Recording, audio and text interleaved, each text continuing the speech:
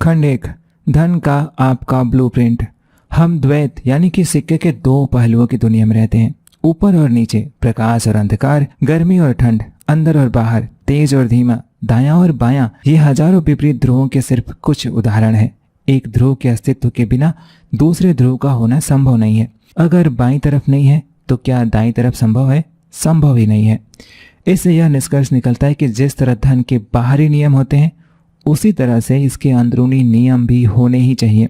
बाहरी नियमों में व्यवसायिक ज्ञान, धन का प्रबंधन और निवेश तकनीकें जैसी चीजें शामिल हैं। ये अनिवार्य हैं, लेकिन अंदरूनी खेल भी उतना ही महत्वपूर्ण है। इसका एक उदाहरण कारपेंटर और उसके औजार हैं। बेहतरीन औजार जरूरी हैं, लेकिन उन औजारों का कुशलता से प्रयोग कर सकने वाला बेहतरीन कारपेंटर बनना उससे भी ज़्यादा ज़रूरी है। मैं एक बात अक्सर कहता हूँ, सही समय पर सही जगह होना ही काफ़ी नहीं है। आपको सही समय और सही जगह पर सही व्यक्ति बनना होगा। तो आप कौन हैं? आप किस तरह सोचते हैं? आपकी धारणाएं क्या हैं? आपकी आदतें और खूबियाँ क्या हैं? आप अपने बारे में सचमुच कैसा महसूस करते हैं? आपको खुद पर कितना भरोसा है? दूसरों के साथ आपके कैसे संबंध हैं? आप दूसरों पर कितना भरोसा करते हैं? क्या आप वाकई यह महसूस करते हैं कि आप दौलत के हकदार या काबिल हैं? डर, चिंता, असुविधा, परेशानी के बावजूद आप कितना काम करना चाहते हैं? क्या आप मूड ना होने पर भी काम कर सकते हैं? सच तो यह है कि आपका चरित्र, सोच और विश्वास आपकी सफलता के स्तर को निर्धारित करने में बहुत महत्वपूर्ण भूमिका निभाते हैं। मेरे एक प्रिय लेखक स्टुअर्ट वाइल्ड ने कहा था, सफलता की कुंजी अपनी ऊर्जा बढ़ाना है। ऐसा करने पर लोग स्वाभाविक रूप से आपकी ओर आकर्षित होंगे और जब वे आने लगे तो उन्हें बिल थमा दें। दौलत का सिद्धांत। आपकी आमदनी सिर्फ उसी हद तक बढ़ सकती है जिस हद तक आप बढ़ते हैं। आपका धन का ब्लूप्रिंट महत्वपूर्ण क्यों है? क्या आपने उन लोगों के बारे में सुना है जिन्होंने खुद को वित्तीय रूप से बर्बाद कर डाला? क्या आपने इस बात पर गौर किया है कि कुछ लोगों के पास ढेर सारा पैसा तो आ जाता है लेकिन वे उसे गंवा देते हैं, या फिर कुछ लोगों के पास बेहतरीन अवसर होते हैं और उनकी शुरुआत भी बहुत अच्छी होती है लेकिन बाद में सब टाइम फिस हो जाता है। अब आप असली वजह जानते हैं। बाहर से तो यह बदकिस्मती, अर्थव्यवस्था की मंदी या बुरा पार्टनर या चाहे जो दिख सकता है। बहरहाल अंदर की तरफ यह एक अलग ही मामला है। अगर आपके पास बहुत सा पैसा आ जाए लेकिन आप भीतर से इसके लिए तैयार ना हो तो इस बात की संभावना है कि दौलत आपके पास ज़्यादा देर तक नहीं टिकेगी और आप उसे गंवा देंगे। ज़्यादातर लोगों के पास ढेर सारे पैसे बनाने और रखने की आंतरिक क्षमता ही नहीं होती है।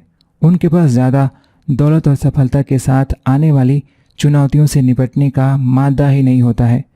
मेरे दोस्तों, यही वो मूल कारण है जिस वजह से उनके पास कभी भी ज़्यादा पैसा नहीं होता है।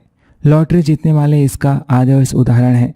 शोध से बार बार पता चलता है कि लॉटरी जीतने वाले चाहे जितनी बड़ी धनराशि जीत लें, उनमें से ज़्यादातर अंततः अपनी पुरानी वित्तीय अवस्था में लौट आते हैं, यानी उतनी धनराशि पर जितनी के साथ वे आरामदेह रहते हैं।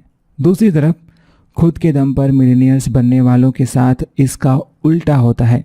ध्यान दें कि जब सेल्फ मेड मिलीनियर्स पैसा गंवा देते हैं तो आमतौर पर वे इसे बहुत कम समय में ही वापस भी पा लेते हैं। डोनाल्ड ट्रंप इसका बेहतरीन मिसाल है। ट्रंप के पास $1 बिलियन थे, उनका सारा पैसा डूब गया, लेकिन कुछ साल बाद उन्होंने न सिर्फ डूबी दौलत पा ली बल्कि उससे भी ज़्यादा कमा ली। ऐसा क्यों होता है?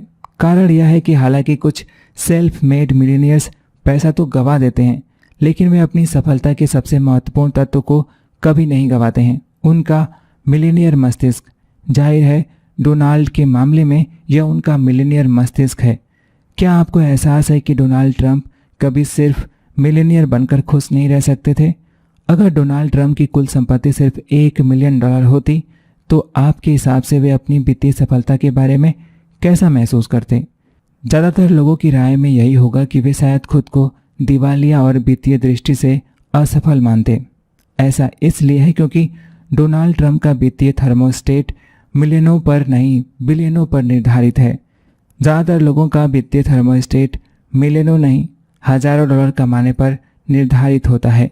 कुछ लोगों का वित्तीय थर्मोस्टेट हज़ारों पर नहीं बल्कि सैकड़ों पर निर्धारित होता है, जबकि कुछ का वित्तीय थर्मोस्टेट शून्य से भी नीचे निर्धारित होता है। वे लोग बुरी तरह से ठिठुर रहे हैं, लेकिन उन्हें जरा भी अंदाज़ा नहीं है कि ऐसा क्यों हो रहा है। सच्चाई यह है कि ज़्यादातर लोग कभी अपनी पूरी क्षमता तक पहुंच ही नहीं पाते हैं। ज़्यादातर लोग सफल नहीं हैं। सोच से पता चलता है कि 80% लोग कभी भी अपनी मनचाही ज़िंदगी जीने के लिए वित्तीय रूप से स्वतंत्र या आत्मनिर्भर नहीं बन पाएंगे, और ये 80% लोग कभी भी सचमुच सुखी होने का दावा भी नहीं कर पाएंगे। कारण आसान है, अधिकांश लोग बेहोशी में जी रहे हैं। वे स्टीयरिंग व्हील पर झपकी ले रहे हैं। वे जीवन के सतही स्तर पर काम करते हैं और सोचते हैं, जो सिर्फ उस पर आधारित होता है जिसे वे देख सकते हैं, और वे सिर्फ ऊपरी तौर पर दिखाई देने वाले संसार में जीते हैं। फल तो जड़ों से मिलता है। एक पेड़ की कल्पना करें। मान लें कि यह जीवन का पेड़ है। इस पेड़ पर फल लगे हैं। जीवन में हमारे फल हमें मिलने वाले परिणाम हैं। हम इन फलों, अपने परिणामों को देखते हैं और वे हमें पसंद नहीं आते हैं। वे कम हैं, छोटे हैं या उनका स्वाद अच्छा नहीं है। तो हम आदतन क्या करते हैं? हम में से ज़्यादातर लोग फलों पर यानी कि मिलने वाले परिणामों पर ज़्यादा ध्यान केंद्रित करने लगते हैं। लेकिन वे फल वास्तव में आए कहाँ से हैं? फल तो बीज और जड़ों से उत्पन्न हुए हैं। जो ज़मीन के अंदर है वह ज़मीन के ऊपर की चीज़ों को पैदा करता है। जो दिखता नहीं है वह दिखने वाली चीज़ों की रचना करता है। इसका क्या मतलब है? इसका मतलब यह है कि अगर आप फलों को बदलना चाहते हैं तो सबसे पहले आपको जड़ों को बदलना होगा। अगर आप दिखाई देने वाली चीज़ों को बदलना चाहते हैं तो उसके पहले आपको अदृश्य चीज़ों को बदलना होगा। दौलत का सिद्धांत। अगर आप फलों को बदलना चाहते हैं तो सबसे पहले आपको जड़ों को बदलना होगा। अगर आप दिखाई देने वाली चीज़ों को बदलना चाहते हैं तो उसके पहले आपको अदृश्य चीज़ों को बदलना होगा। जाहिर है, कुछ लोग कहते हैं कि जो दिखता है वही सच होता है। ऐसे लोगों से मैं एक ही सवाल पूछता हूँ, आप लोग बिजली का बिल भरने के झंझट क्यों पालते हैं? हालांकि आप बिजली को देख नहीं सकते, लेकिन आप बेशक इसकी शक्ति को पहचान सकते हैं और इसका इस्तेमाल कर सकते हैं। अगर आपको इसके अस्तित्व के बारे में किसी भी तरह से शंका हो तो अपनी उंगली बिजली के किसी सॉकेट में डालकर देख लें। मेरा दावा है कि आपकी सारी शंकाएं एक झटके में काफूर हो जाएंगी। अपने अनुभव से मैं इतना कह सकता हूं कि आप इस दुनिया में जो नहीं देख सकते हैं वह किसी भी दिखने वाली चीज़ से ज़्यादा शक्तिशाली होता है। आप इस बात से चाहे सहमत हो या ना हो, लेकिन जिस हद तक आप इस सिद्धांत को अपने जीवन में लागू नहीं करते हैं उस हद तक आपको कष्ट उठाना पड़ेगा। क्यों? क्योंकि आप प्रकृति के उन नियमों के खिलाफ जा रहे हैं जिनके द्वारा जमीन के नीचे की चीज़ जमीन के ऊपर की चीज़ उत्पन्न करती है, जिनके द्वारा न दिखने वाली चीज़ें दिखने वाली चीज़ों को उत्पन्न करती है। इंसान प्रकृति से ऊपर नहीं है बल्कि उसका हिस्सा है। इसका मतलब यह है कि जब हम प्रकृति के नियमों के अनुरूप चलते हैं और अपनी जड़ों यानी कि अपने आंतरिक संसार पर काम करते हैं तो हमारे जीवन का प्रवाह अच्छा रहता है। जब हम ऐसा नहीं करते हैं तो जिंदगी मुश्किल हो जाती है। दुनिया के हर जंगल, हर खेत, हर बगीचे में जमीन के अंदर की चीज़ों ने ही जमीन के ऊपर की चीज़ों को पैदा किया है। इसलिए उग चुके फलों पर ध्यान केंद्रित करना बेकार है। जो फल इस वक्त पेड़ पर लटक रहे हैं आप उन्हें नहीं बदल सकते हैं।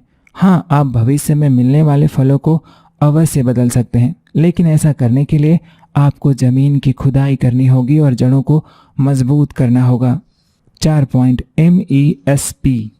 आपको एक बहुत महत्वपूर्ण बात समझ लेनी चाहिए कि हम अस्तित्व के सिर्फ एक धरातल पर ही नहीं रहते हैं। हम एक साथ कम से कम 4 अलग अलग धरातलों पर रहते हैं। ये 4 क्वाड्रेंट्स हैं: भौतिक जगत, मानसिक जगत, भावनात्मक जगत और आध्यात्मिक जगत। ज़्यादातर लोगों को इस बात का कभी एहसास ही नहीं होता है कि भौतिक धरातल तो बाकी तीनों क्वाड्रेंट्स का सिर्फ प्रिंट आउट है। उदाहरण के लिए मान लीजिए कि आपने अभी अभी अपने कंप्यूटर पर एक चिट्ठी टाइप की है। आप प्रिंट बटन दबाते हैं और चिट्ठी आपके प्रिंटर में से बाहर निकल आती है। प्रिंट आउट में आपको एक गलती दिख जाती है। आप अपना भरोसेमंद इरेजर निकालते हैं और उस गलती को मिटा देते हैं। फिर आप दोबारा प्रिंट बटन दबाते हैं, लेकिन दोबारा वही चिट्ठी निकल आती है और उसमें गलती जहाँ की तहाँ मौजूद होती है। ओह, ऐसा कैसे हो सकता है? आपने अभी तो इसे मिटाया था। तो इस बार आप एक ज़्यादा बड़ा इरेजर लाते हैं और गलती को ज़्यादा मेहनत से ज़्यादा देर तक मिटाते हैं। आप प्रभावी इरेजिंग नामक मैनुअल का अध्ययन भी करते हैं जो 300 पेज का है। अब आपके पास अपनी ज़रूरत के सारे साधन और ज्ञान हैं। आप तैयार हैं? आप फिर से प्रिंट बटन दबाते हैं, लेकिन यह क्या, फिर वही प्रिंट आउट। हो ही नहीं सकता। आप हैरानी से चिल्लाते हैं, ऐसा कैसे हो सकता है? यह हो क्या रहा है? क्या मैं पागल हो चुका हूँ? यहाँ पर हो यह रहा है कि असली समस्या प्रिंट आउट यानी कि भौतिक संसार में नहीं बदली जा सकती है। इसे तो सिर्फ प्रोग्राम यानी कि मानसिक, भावनात्मक और आध्यात्मिक संसारों में बदला जा सकता है। धन परिणाम है, दौलत परिणाम है, सेहत परिणाम है, बीमारी परिणाम है, आपका मोटापा परिणाम है। हम कारण और परिणाम की दुनिया में रहते हैं। क्या आपने कभी किसी को यह कहते सुना है कि धन की कमी समस्या है? अब यह बात सुन लें, धन की कमी कभी भी समस्या नहीं होती है। धन की कमी तो सिर्फ यह बताती है कि अंदर क्या चल रहा है। धन की कमी परिणाम है, लेकिन इसकी जड़ यानी कि कारण क्या है, यही मुद्दे की बात है। अपनी बाहरी दुनिया को बदलने का एकमात्र तरीका पहले अपनी अंदरूनी दुनिया को बदलना है। आपको जो भी परिणाम मिल रहे हों, चाहे वो लाभदायक हो या हानिकारक हो, अच्छे हो या बुरे हो, सकारात्मक हो या नकारात्मक हो, हमेशा याद रखें कि आपका बाहरी संसार सिर्फ आपके अंदरूनी संसार का आईना है। अगर आपकी बाहरी जिंदगी में चीज़ें अच्छी नहीं हो रही हैं, तो इसका कारण यह है कि आपकी अंदरूनी जिंदगी में चीज़ें अच्छी नहीं हो रही हैं। यही मुद्दे की बात है।